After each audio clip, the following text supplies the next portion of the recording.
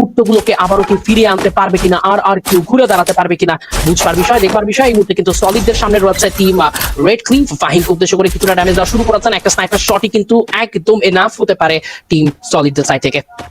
একদমই। এবং সেই দিকে লং থেকে প্রেশার ফাহিমের দিকে খানিকটা শর্ট প্রোভাইডের চেষ্টা ছিল অ্যাজ এ স্নাইপার হিসেবে। টিম সলিডের যথেষ্ট ডেডিকেটেড একজন অ্যাথলিট, এবং ফাহিম হয়তো এই যাত্রায় বেঁচে গেছে, তবে পেছন থেকে ধাওয়া করবেন কিনা। ও ও ও রেড ক্লিফ পুরো টিম লাইন আপকে এন্ট্রি দিতে চায়। ব্যাটলটা হয়তো শুরু হবে team solid versus red cliff.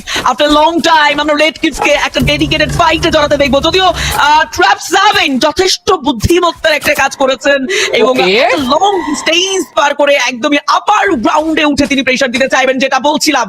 ওয়েবসাইটেই না অলরেডি প্রথম শট দিয়েছেন সেই আশা, সেই হোপের দিকে। হ্যাঁ, স্বপ্নটা এবার কি মুখকে দিয়েই ভাঙবে কিনা। লিখু ড্যামেজ পেতে পারেন ট্র্যাপ সেভেন, যে স্বপ্নটার কথা বলছিলাম। লং থেকে প্রেসার যে প্লেয়ারটি দিতে পারে এবং হেডশটেই এবার ডাউন করবেন লিকুকে। এন্ট্রি নিয়েছেন প্রত্যেকটা প্লেয়ার। এটাকেই বলে প্ল্যানিং এর সাথে অ্যাগ্রেসিভলি এগিয়ে যাওয়া, এবং ফাহিমকে হয়তো এই মুহূর্তে ইজিলি পেয়ে বসবেন। র্যাক্স সুযোগ বুঝে লিকুকে রিকলটা তো দিবেন, তবে সেই ক্ষেত্রে টিম সলিড তাদের আজকের দিনের প্রথম সাকসেসফুল ব্যাটলটা শেষ করলো জয় ব্রো।